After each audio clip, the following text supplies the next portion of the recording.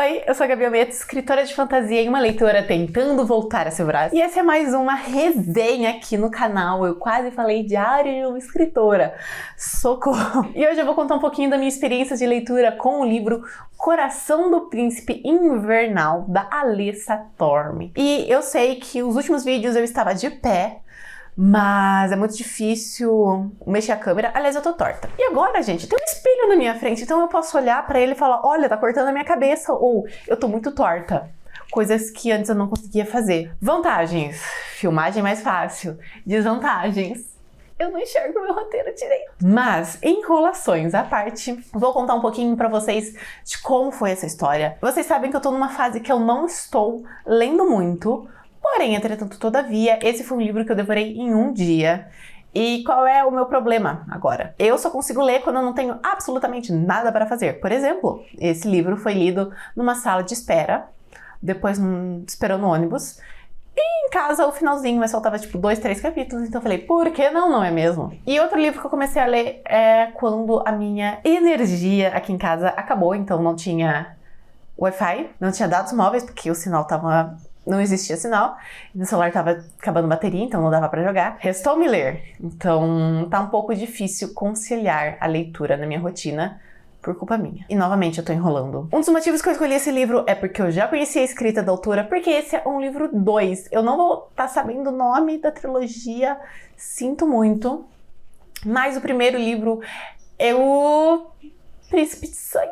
Eu sei que tem príncipe e tem sangue no meio. E o vídeo da resenha vai estar aparecendo aqui e também no final do vídeo para vocês assistirem. E aqui vou dar uma ambientação no mundo. Existem 3 irmãos féricos que foram amaldiçoados. O protagonista do livro 1 foi amaldiçoado com a sede de sangue, então ele era meio que um férico vampiro. Esse irmão do livro 2 foi amaldiçoado com o coração de gelo, então o coração dele está congelando. E o irmão 3 foi... tô pensando... foi amaldiçoado com um toque mortífero, que ninguém pode tocar nele, mas no segundo livro tocaram nele e ninguém morreu. Então não sei exatamente as regras do irmão 3, mas ele é o que menos aparece. Então o livro 1 conta desse primeiro irmão, um bebedor de sangue, que acabou se livrando da maldição. Ele se casou com a sua companheira, e essa companheira, ela se apegou aos irmãos dele, ela tem uma família pequena, então ela abraçou todo mundo, e ela não quer que esse segundo irmão morra. E ela percebe que ele não tá nem aí para quebrar a maldição, e ela falou, não, eu não vou deixar minha família morrer. E a história começa com o Bayan furioso, falando, eu não quero atender esse telefone, mas ele atendeu porque é a Lizzie, a sua cunhadinha querida, e ela acaba contando que ela estava pesquisando algumas lendas e ela encontrou uma história sobre uma adaga dada de presente para Odin que pode matar gigantes de gelo. E aí eu pensei, história pra boi dormir, não é mesmo? Histórias da carochinha, lendas, mitologias, mas vale um adendo aqui nessa história em que esse é um mundo mágico. Como eu disse, os féricos existiam, eles passaram anos se escondendo, até que no livro 1 eles voltaram para tomar o seu espaço. E tempo depois, outras criaturas começaram a surgir e por fim a magia voltou a esse mundo. Então, existem alguns humanos com poderes mágicos, um pouco meio tortos ainda, porque não deu tempo de criar, de progredir, de treinar, então tem chance dessa adaga de fato ser real. Agora, se ela é capaz de quebrar uma maldição muito poderosa, aí eu já não sei. E a Eliza, não sei como chamar ela.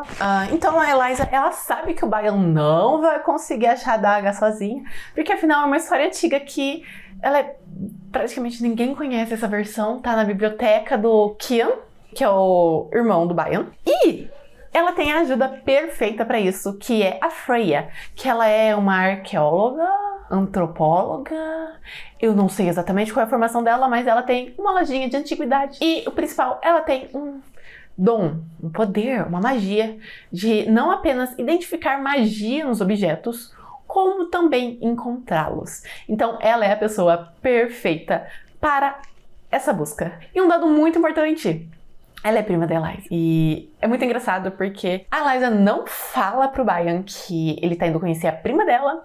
E pra ela, Freya, ela não conta que ela tá indo conhecer um dos príncipes mais poderosos daquele mundo. Então elas são tipo, sem saber da real identidade dos dois. É bem divertido. Ela não vai muito com a cara dele, ela fala que ele parece ser perigoso, mas ela não consegue tirá-lo da sua cabeça. Da mesma forma que acontece com o Bayan, ele dá tempo para ela pensar se ela quer ou não participar dessa busca desenfreada, porque ela diz que fãs de Odin são meio maluquinhos. E ela também é uma fã de Odin. E um detalhe muito importante é que ela está um pouco receosa de pegar esse trabalho, porque ela tem medo de ser usado para uma coisa violenta, porque ela teve um ex-babaca.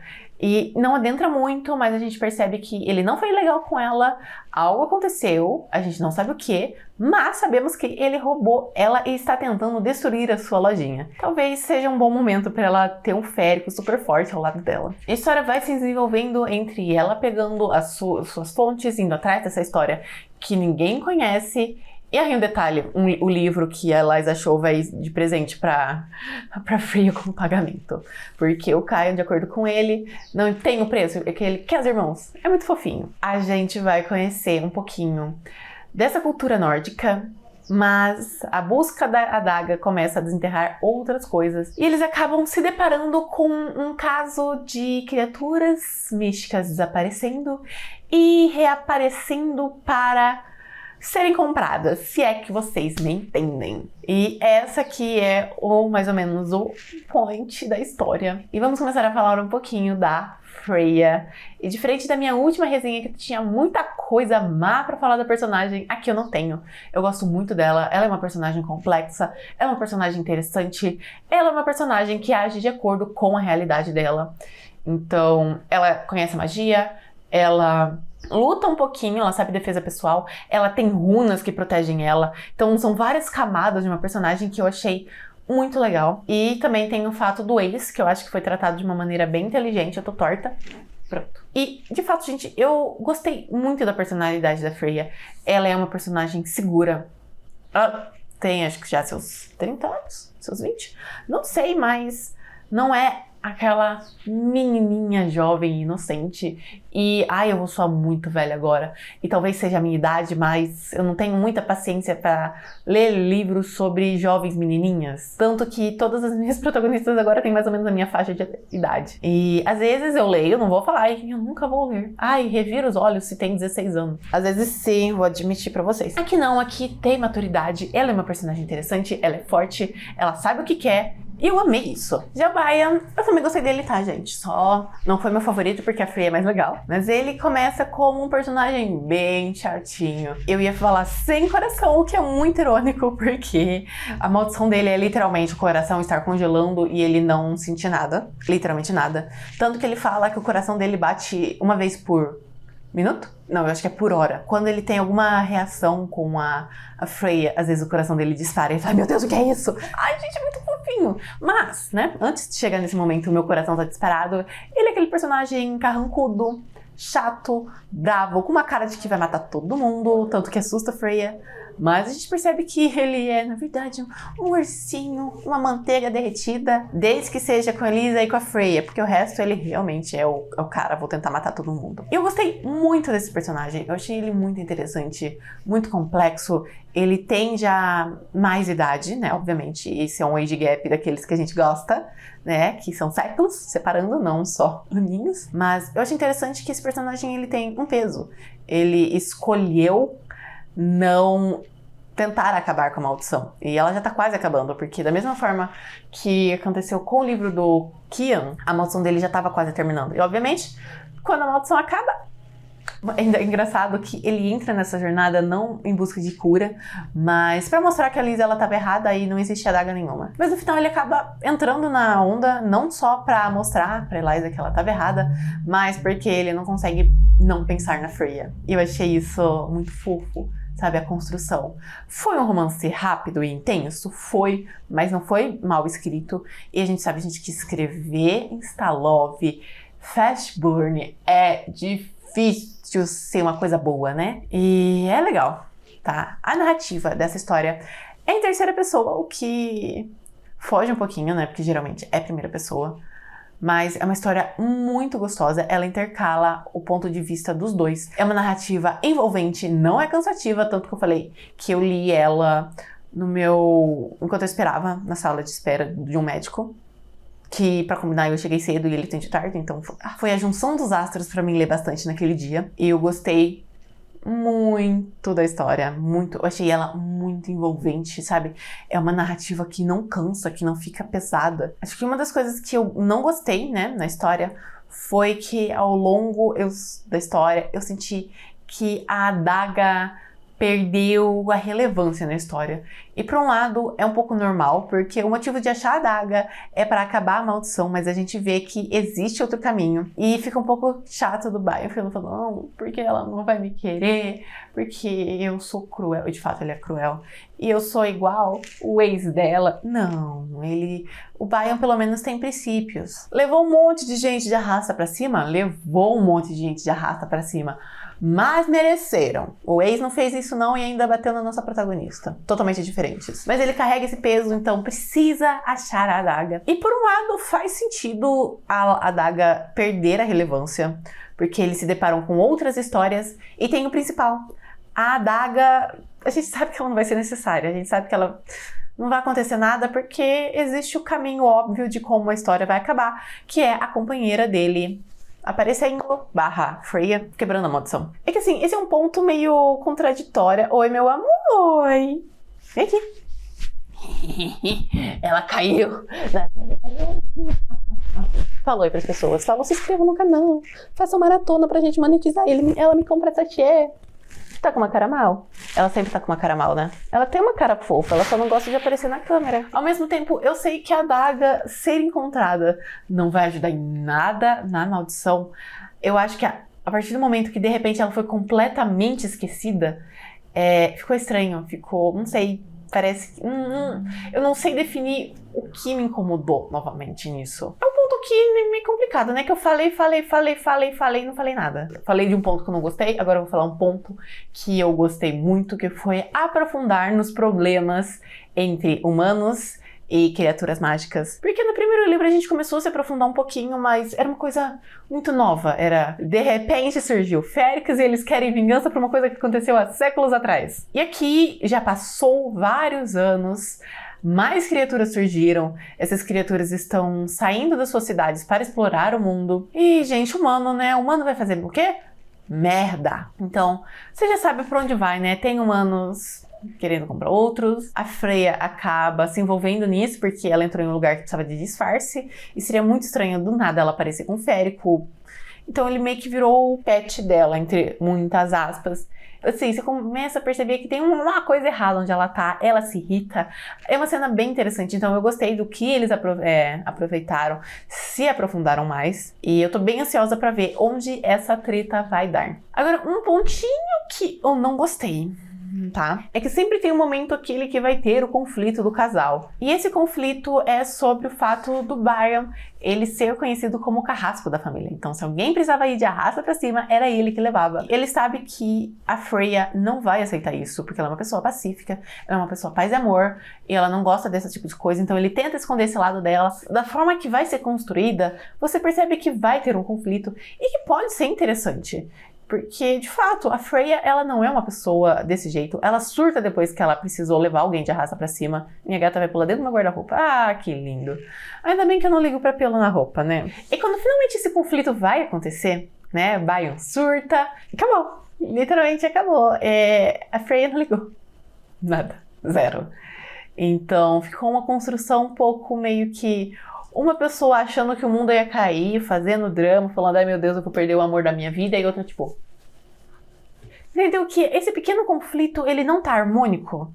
Então, foi construído um conflito que ia ser interessante, que ia bater entre o que a Freya acredita com o que o Bayan é, que seria interessante, gente, poderia ser interessante. Não iria se estender a muitos capítulos, obviamente, porque a gente já estava chegando na reta final. Precisava ser resolvido rápido, não que uma conversa falando épocas diferentes, vida diferente, eu sou assim, não fosse resolver, mas sabia o que eu era, o que você é capaz, ficou um gostinho amargo na minha boca. E vamos, né, nessa coisa de dar um ponto negativo, um ponto positivo, uma coisa que eu amei, foi a química desse casal. Gente, meu Deus, ela é muito boa. E eu não estou falando só das cenas calientes que são boas, mas um complementa o outro, um ajuda o outro a melhorar, e eu achei isso maravilhoso. A interação entre eles é tanto quanto sensual, quanto entrosada e também em alguns momentos divertida. Então, ler esse livro foi tão bom, que quando eu vi eu não queria ter sido chamada para entrar na sala do médico de tão bom que tava, porque eu queria continuar, eu queria terminar. E é por isso que eu vou dar 5 estrelas para a história. Eu sei que teve 2 pontinhos que eu não gostei, mas olhando pro todo, eles são totalmente irrelevantes para a história. Uma parte de mim já sabia que a adaga não ia quebrar a maldição, porque afinal, a companheira dele já estava ali. E em questão desse conflito, ele não é o grande conflito da história.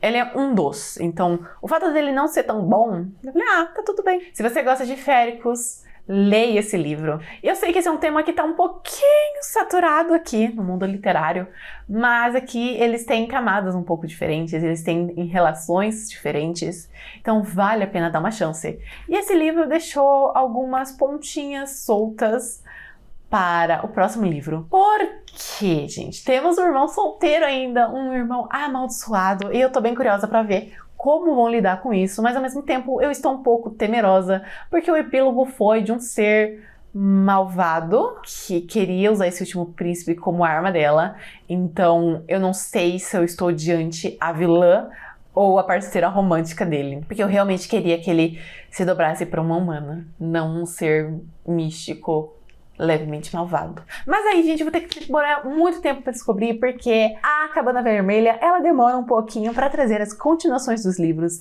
Aliás, eu tava vendo que vai lançar o livro 4 e 5 de Broken Bonds. Verdade, gente, fiquei tão feliz, tão feliz. Eu vou ter que rever as minhas resenhas, porque eu não lembro de nada do que acontece. Nada. Mas, gente, eu estou me enrolando. Não é momento de eu falar de Broken Bonds. Eu acabei de lembrar o final do livro, gente. Foco. Depois eu tenho que pesquisar quando que vai lançar no Kindle Unlimited. Onde eu estava? Oi, amor. Minha gata tá aqui me olhando. Vem aqui. Ela cai toda vez. É só eu mostrar a mão que ela vem. Ela não veio. Ela veio. Então, gente, se vocês quiserem ler esse livro, o link vai estar aqui na descrição, assim como o primeiro livro. Ambos os livros são maravilhosos. E não é de extrema importância que você leia na ordem, mas é bom. E é uma informação muito importante. A Alice está no meu colo, recebendo carinho, toda feliz, e ela nunca fica no meu colo, e eu não posso. Não tá gravando. Olha que maravilha. E minha voz tá morrendo, socorro. Então o link vai estar aqui na descrição dos 2 livros, tanto pela compra do e-book quanto disponível pelo Kindle Unlimited. Mas se você for comprar o e-book, compra usando o meu link, que é a Amazon paga uma comissão e vocês não são comprados, nada mais por isso. Se você já conhecia esse livro, deixe a sua opinião nos comentários, que eu vou adorar saber. Se você gosta do vídeo, deixa o gostinho que ajuda bastante. Se inscreve no canal, porque esta leitora está novamente florescendo. Eu tô lendo outro livro, A Passos de Tartaruga. Eu mais risco o compromisso da minha agenda do que leio, mas é um progresso. E onde eu estava? Vai me seguir nas minhas redes sociais, que agora eu estou aparecendo por lá. Vida desempregada, tá uma maravilha, mas eu tô fazendo um bico, então não tá totalmente desempregada. E vocês viram, a gata foi embora, né? Gente, eu acho que é isso. Até o próximo vídeo. Tchau!